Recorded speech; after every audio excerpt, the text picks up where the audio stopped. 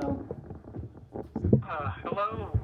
This is Dr. Peereboom. Hi. Hello, is this Rod? This is Rod, and Linda, my wife, is here. We're on the speakerphone. Oh, hello. Hi. Hello. Linda. Hi. And hi, nice to meet you. And can you tell me the pronunciation? Is it X-T? It's Ike. It's Ike's tea. You know, like Ike Eisenhower or Iced Tea. Either one. Yes. Okay. Okay, thank you.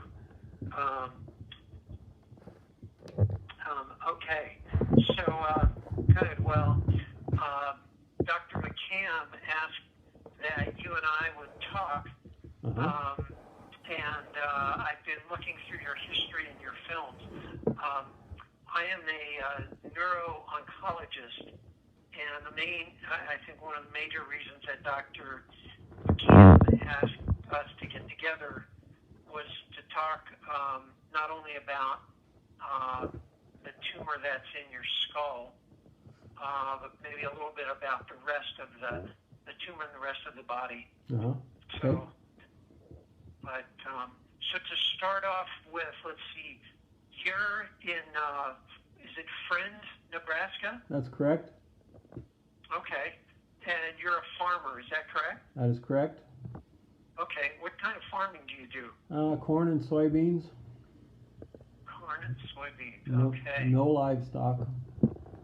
Oh, okay. Yeah. Wow. How's that going? Good. Good. It's been. Yeah. Yeah. We've been blessed. Very thankful. Good. I'm glad to hear that. Do you all have kids? We have 3 children, 2 boys and a girl. They're all grown, and we have 7 grandchildren and 1 in the oven. Great. Wow, that's wonderful. Do they all live nearby? 2 of them live in Lincoln, basically, and the other one lives near Madison, Wisconsin, and works for Epic Health System. Oh. So you know about that. Sure do. Oh boy, how interesting. Okay. He has been with the company now. Oh man, 16, 17 years. So he was probably in the first 500 employees or so, and I don't know what they have now for employees, but he's got a good position. I bet. Oh well, good for him. That's great. Well, we've been using Epic for a long time, and it's worked really well for us. So wherever his spot is in the company, they're doing a good job for us. So good.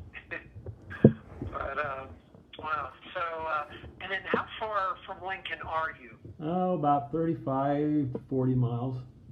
So not just a nice little drive. Okay. It takes us probably about 45 to 50 minutes to get from our house to Dr. McCam or Dr. Chu's office there at the Southeast Cancer Center. Okay. And so I know Dr. McCam is your main physician. Are there other docs you'd like us to correspond with? Well, Dr. Chu is who we went to first when this he's a radiology oncologist. Him and Dr. McCam are partners in the Southeast Nebraska Cancer Center there at Pine Lake. So he has been, really Dr. McCam has just came on more the last year for me. Dr. Chu has done well, and then Dr. Gelber at Bryan Health, which are also an Epic system. He did he's a neurosurgeon, and he operated on the first 2 tumors that I had. The first one is C6. The second one was, and that was a non-primary, so they were trying to find the primary source. They did Buku test as far as PET scans, CTs, bone scans, colonoscopies, trying to find out where this non-primary cell came from. And it was from this small tumor that was in the back of my head, which the dermatologist had worked on since '85, and the last time they worked on it before it became cancerous was 2008, and it was just like a small pea-sized thing. Well, in 2012 it began to grow, and I don't recall the doctor ever telling us exactly what the what's the right term for Well, it was just a hydradenoma, and then it became a malignant hydradenoma in 12 when they, finally took it off. And that so, was the primary source. Let me stop you right there for a second. So you said back in 1985 there was something on the skin. Is that thought to have been the original? Yeah. That's what I would say it was. Yeah, and it was just a hydraden, like just our doctor took it off, because it was, just like a fatty tumor, He took it off and sent it in, and it was just came back as, hydradenoma. And I think it was removed about probably 2 or 3 other times, and every time it came back the same thing, until then it really started to grow in 2012, and that's when it came back, it was a malignant hydradenoma. And was that always on your scalp then? Is that where that was? Yeah, we thought so, but when they did the MRI. Yeah, they did the first MRI and saw the pain. I was having pain on Labor Day 2012 in my upper shoulders, and they found this real small tumor on my C6 that was pressing on a nerve. They did the surgery in September 28th of 12. I had instant pain relief, which, within just hours of the surgery. But the synopsis came back, or prognosis on the tumor was it was a non-primary. And originally, I didn't know what it was. They sent it. They never did get it identified. They ran out of samples, so yeah.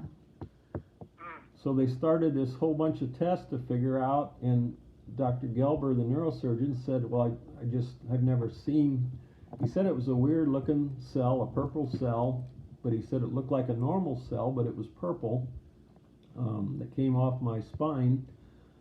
So they were looking for the primary site. They didn't find one, so they said we just as well, operate on this tumor on the back of my head.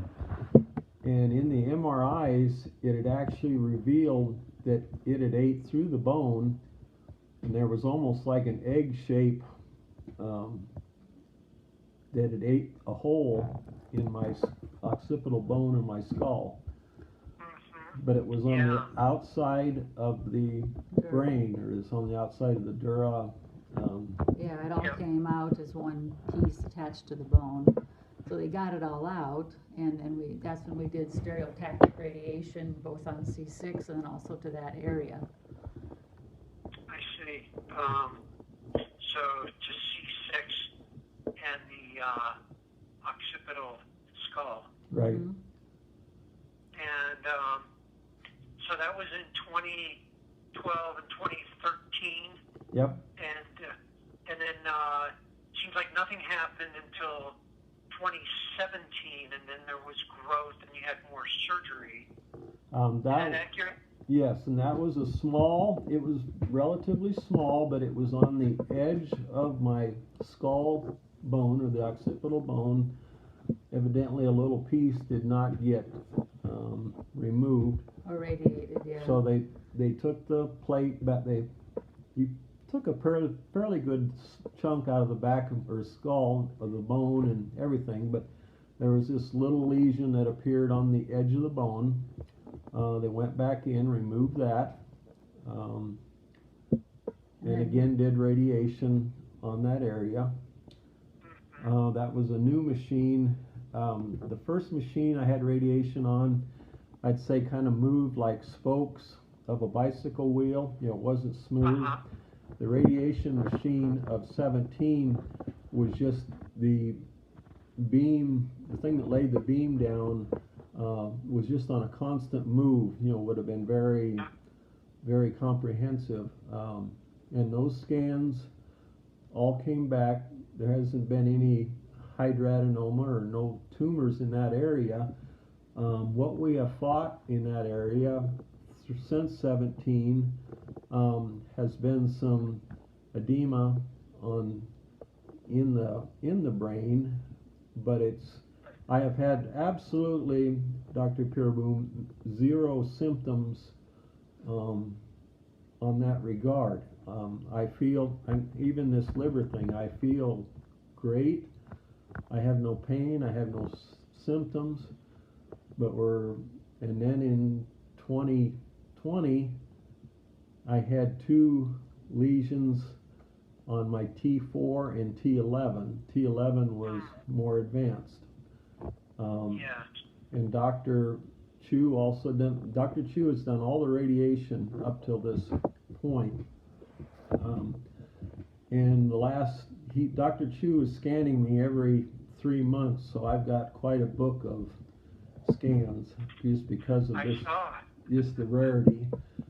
But that was all stable, and you'd have seen that too, and I'm scheduled again for another scan here in March by Dr. Chu. But that was back in February of 2020 was when Dr. Chu brought in Dr. McCam, and that was when they spotted the 2 tumors on my T4 and T11. And Dr. McCam has been on since that time now, a little over a year. And Dr. Chu said, I just want to get a full picture of the whole body again. And that's what was found. And, okay. And then, did you have any, radiation treatment to the T4 and T11 areas, or no? Yes, that was done in April 2020, last year. And it was on the same machine that was done in 17. And those sites, as far as we know, are stable. A year ago, they're stable. Okay, no great. change. So that took care of that. Okay, great. So you had that, and that's the most recent treatment that you've had. And then sounds like last month you had a biopsy of the liver that showed the same tumor at that site. Is that correct? That is correct. Doctor, I was scheduled for my I guess it was 6-month scan on my lower, or on the body scan or below the neck. And that's when the T4, T11 were found to be stable, but they said there was, Dr. McCam said, looking at it in his office computer, he did not see anything in the scan, but he said the report came back that there was subtle color changes. Subtle color change in my liver in 3 spots. And that's when they did the biopsy. They said it was going to be a difficult biopsy, but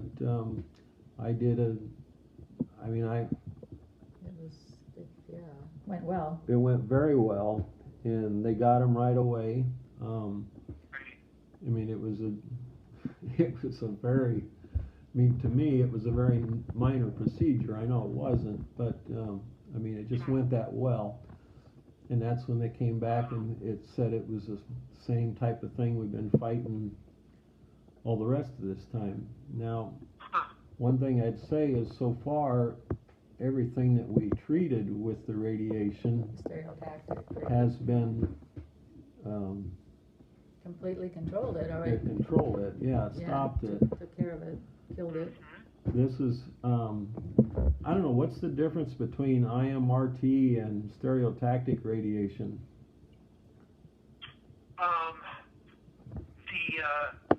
I think the stereotactic is a bit more precise. Okay. And again, I'm not a radiation oncologist, so I'm probably speaking out of my trade. But it, I believe, is a single type or a single intensity but to a very precise area. Okay. IMRT, the IM stands for intensity modulated, so Oh, the different areas get different intensities. Oh, So I the think, decision is, oh, sorry, go ahead. no, go ahead, I interrupted you. No, all I was going to say is I think that, you know, I don't know what the decision points are for Dr. Chu to recommend one or the other. So. I think we've always had No, stereotactic. it's been IMRT. That's right. Oh, I thought it was Well, stereotactic. whatever, but I Yeah. know Dr. Chu said last week we had a meeting with Dr. Chu. Dr. Chu has been fabulous through this from day one of treatments, and we have a very high confidence level in him, and we've been able to go in, like, all I did was call in last week to ask if we could have a consultation, you know, in regards to this, and Dr. Chu had went down, looked at the scans and measured the changes, and that of what the color difference was, and if I remember right, he definitely said that this would be a stereotactic radiation if we used it on. Yeah, that would be, yeah, they were small enough that he thought it would work very well with no problems, so. But I just, you know, Dr. Chu is, we just really, really appreciate him, and also the fact of him bringing on Dr. McHam Dr. Chu said, I'm more worried about your head and brain, and he's pulled in Dr. McHam to keep track of the rest of my body. And without that, you know, being said, without him having that wisdom to do that, what's going on in my spine or liver would be undetected because I have had no symptoms.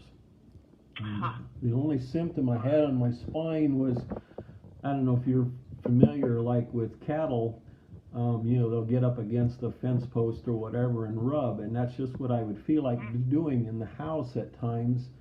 I would like to take my spine and rub it on the corner of a doorpost. Well, since he's did that radiation, or this Stereotactic radiation, since he's done that, I've lost that sensation of wanting to go up to the edge of the door and rub my back on it. You know, just not kind of like a little itch. Oh, interesting. But that's gone now since that's gone since the radiation. Yeah. Goodness. So. Quite a story, isn't it? Wow. Well, I'm glad it is quite a story, and I'm glad you're feeling well. So you're 66. 66. And this has been going on since 1985. So, well, let me see here, 35 years, right? Well, if I got that correct. Yeah. Mm-hmm. So 35 years, all right. Yeah, and 8.5 on the cancer side, or on the malignant side. All right, well, if we can get just another 35, then that would be good, huh? That'd probably be too much. All right. Well, goodness. So, yes, these tumors, you probably have learned this and can probably teach me more about it than I can teach you, but these tumors are, in general, benign, and you've seen the whole spectrum because that's what yours at least started with. In rare cases, they can spread, or some cases they can spread. And I think that, what I'd like to do is review your films at our tumor board. We have a brain tumor board, and I'd like to review them there. There is some swelling in the brain around the area where your tumor was, but if you're not having symptoms, then I don't think anything substantial or anything will likely be recommended.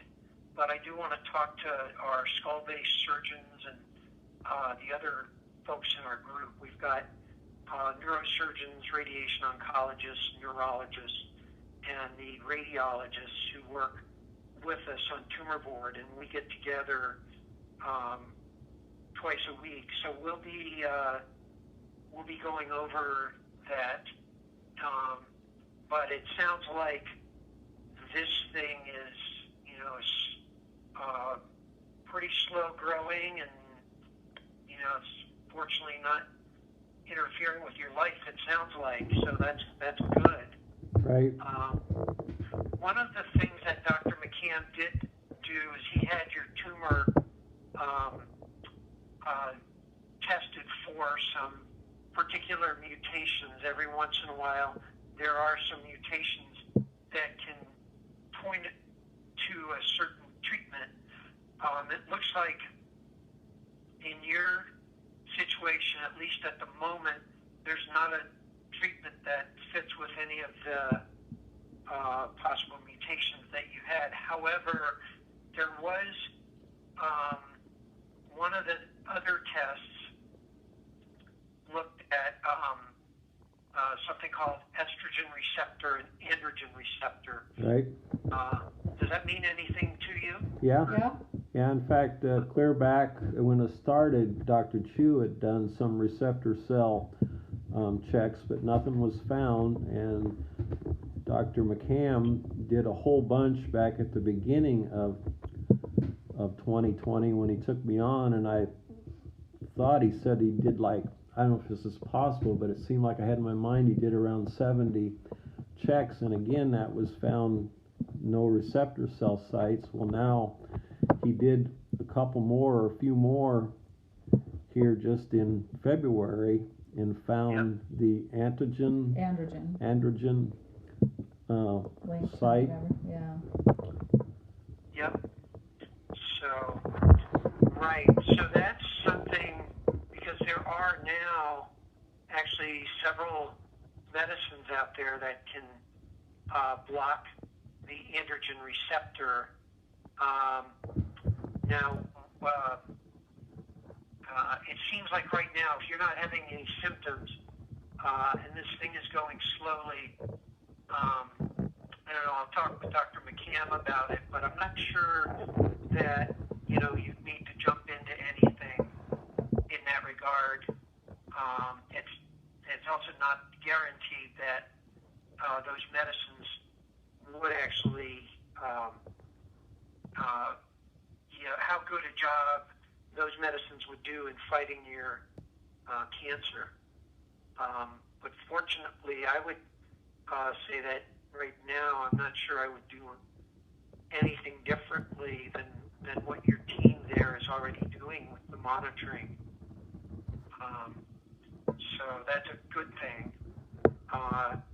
The way these tumors are, we try to, treat them when they need to be treated, but otherwise monitor and let you kind of live your life and do all the things that you are doing and are able to do, which sounds like a whole lot. What is your thoughts on Dr. Chu felt like that these three areas, being radiation, has been so successful? He felt like that he could definitely radiate those three spots in my liver. Any thoughts on that? Well, if I would say that would be reasonable to do in that situation too. If those can be controlled now with radiation, and he feels that that's feasible, then that probably is a good idea. The things in the liver, if they grow, then at a certain point it's not going to be safe to do radiation to a large part of your liver. But if he is comfortable with the size of them, treating them with radiation, I will certainly defer to his expertise. Well, that was what he said. He said these are all of a treatable size. Great. And we have had quite very well success as far as when the radiation has been done. But we've never had the deal. Everything else has been bone related. You know, it's been attacking the bone, which this is the first soft cell, Soft tissue, Soft tissue. spot, yeah. so that is different. Everything before had been on the spine itself, you know, from either the head, the occipital bone on down, you know, through these different spots in the spine. So Right. it is. Very good. Um, Okay. Well, all right. So, yes, I do think that that's great. If Dr. Chu can safely do that, then great. I would. Yeah. They just put a brand new machine in just within the last 6-8 months in the Southeast Nebraska Cancer Center, which is even more precise. And I don't know what the exact name of it is, but it was a extremely expensive machine. When we talked to Dr. Chu, I said, so what's this machine cost? He said $4.3 million. So it's Wow. but he's sharp. He's been on top of the latest with the radiation. Yeah. Dr. McCam is too. Yeah. And Well, I really appreciate having all of you guys working on, you know, this. And I guess I hope that out of, you know, all of this work that everybody has done, that maybe something will be discovered that'll help a lot of other people. And well, yes. Well, that's great. You sound like you've been really a pleasure to work with. I've certainly enjoyed talking with you and Linda. So we have enjoyed our physicians, and I tell many of them, I said, I pray for you guys every day for, you know, just your stamina in dealing with this nasty disease, and wisdom as you treat. And I mean, I really do appreciate all of you extremely. And well, thank you. Thank you for your prayers. Are you? It sounds like, are you all believers? yes. Oh yeah. Oh, it's wonderful. Well, same here. So, Cool. Yep. You know, and another thing we prayed from day one that that God would just give you supernatural wisdom. You know, whether you recall some things way back, all of a sudden comes to your mind, or you keep in touch with the right people or whatever. And we're not, I would say I'm not that name it, claim it type that just, I don't shy away from doctors at all. There's a lot of, I mean, Jesus had Christian doctors as his disciples, and I believe in God leading and guiding you, and that's what we pray for. Well, thank you so much. That's really encouraging. Our work is only by his enabling. That's for sure. That's right. Yeah. I say with doctors, it's like it's pouring down rain, and you got water coming in a basement window, and you're standing there with a shovel in your hand, and you're praying for God to stop the water from going in your basement, but you're not using your shovel. To me, the doctors are the shovel that you use to help. I mean, you know, there's some places in the world don't have that shovel or don't have that doctor. That's different. But we here in America have got an unbelievable health care system. Yeah. Well, boy, you're right. We are blessed by that. Yeah. But well, do you all have any questions? don't think so. I guess after you meet with your tumor board, then, like, if anything else comes up, you'd probably get a hold of Dr. McCann. Oh, yes, and we'll be calling you as well. Okay, all right, okay, Um, sounds good. yes. When, And, when will this be happening? let's see, we're going to be meeting on Thursday, Okay, so we'll be calling you Friday. Okay, okay. And let's see, we must be an hour different. Is that right? Is it 8:46 for you? yeah, Yeah, yep, that's correct. All right. but So, we're, yes. doesn't matter what We're- time, we're early morning people, so it don't matter. Better at 6 in the morning than 9 at night. Oh boy! Wow. So yeah, imagine to keep the farm going. You all work extremely hard. So. Not as hard as I used to.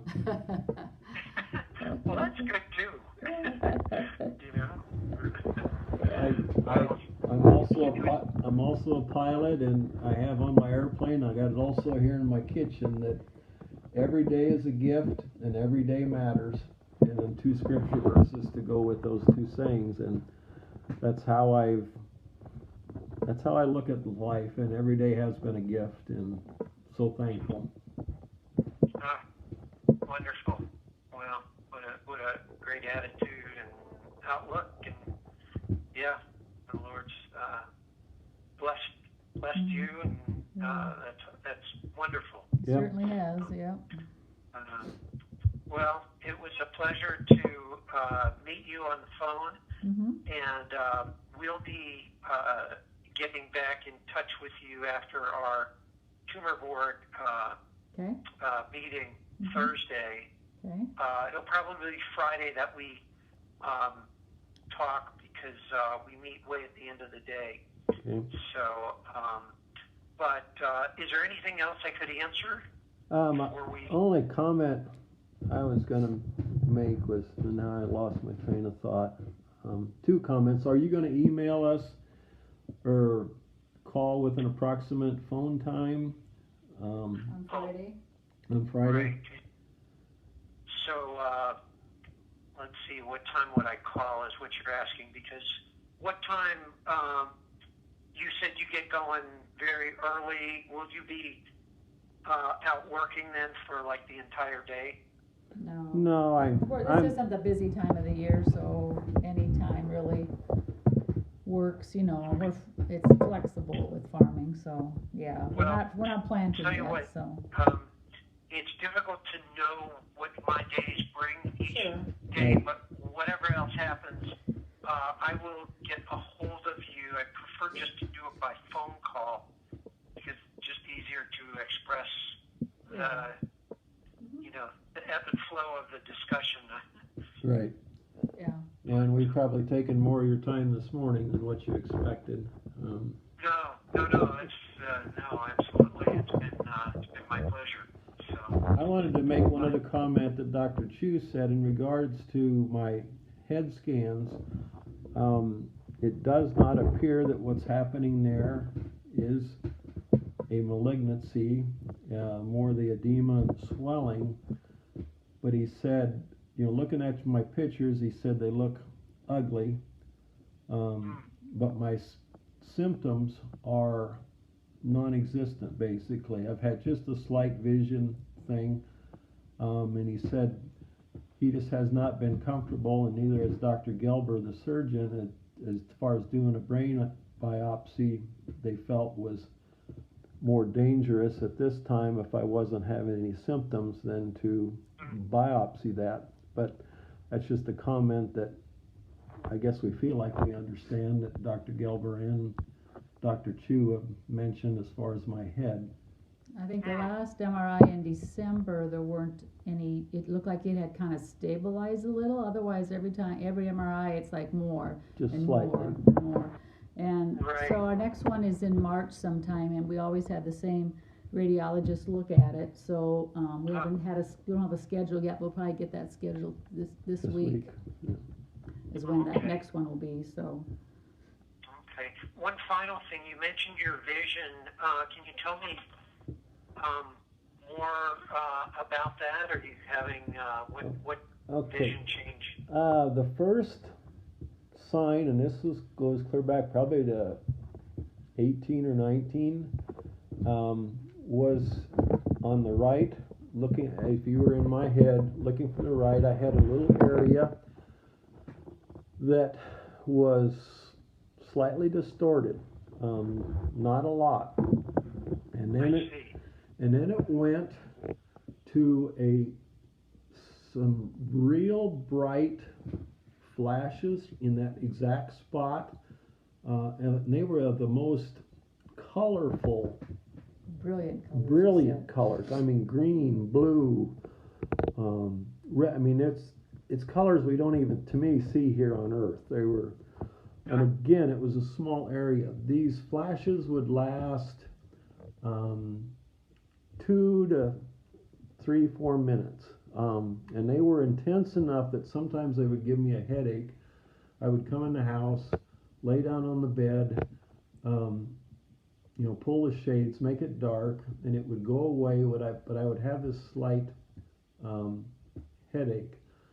I don't remember what the next symptom was, but then they begin to diminish, and they have almost, flashings are basically non-existent. I did go to a optical. Let's see. He was a neurologist. Yeah, optical. Neuro-ophthalmologist? Yes, a neuro-ophthalmologist. And he thought it was an ocular migraine. They have nearly completely, it's gone. It didn't. No more. I would have a slight, in driving, there would be just it was almost like a little bit of a tunnel vision on my right side, but not. A little bit of a field cut, maybe. Yeah, clearly field right. cut, that'd be a good. Yeah, not bad. I mean, his vision's normal now, and really haven't had flashes. I mean, it seems like it's improved. Flashes. The vision's improved. If I look at the TV, I can see everything on the left side. As I sat in a chair looking at the TV, everything on the left is fine. The field is slightly less on the right side, but it's not, there's no distortion. But that has changed for the good. It's gotten better. I don't have any headaches. We having flashes for a long time. The only time I might get a tiny flash that I even notice is if something is very stressful for me, like on the farm, like a mechanical breakdown or something, but I don't get a headache from it. It's extremely minor. It's been very rare. I might say, oh, there was a flash or two, but it goes away almost that quick. It's nothing like that. What it used 3 to be. minute. Yeah. I see. Okay. And I try to, and I've told Dr. McCam and Dr. Chu, I try to feed you all the information that I can, because I used to my education is as a mechanic, and if a customer comes in and gives you accurate description of what's going on, you can treat it a whole lot better than just say, oh, this isn't working right, and there you go. And so I try to, pick up anything, hearing, taste, smell. I mean, I don't have anything diminished. Walking. We walk 2 miles a day, and no problems with balance or climbs ladders and stuff. I mean, climb grain bins, it's lead a normal life, really. So the little bit of field cut on the way to the right, that's about the only, But if I just turn my head slightly, that diminishes that. See it all, But yeah. there's things that can sneak up just slightly on me from the right, but it's definitely not something that you can't live with, if you. Oh, that's great. Well, very good. So thanks for all that, detailed explanation. That's very helpful. And we'll be talking again on Friday at some point. Okay. And again, it was a pleasure talking with you, and God bless you. Yep, same to you, Dr. Peereboom. Okay. Really appreciate what you're doing. Thank you. Okay. You're welcome. You take care now. Okay. Thank you. Have a good All day. right. Yep. Sure. Okay. You Yep. too. Bye-bye. Bye.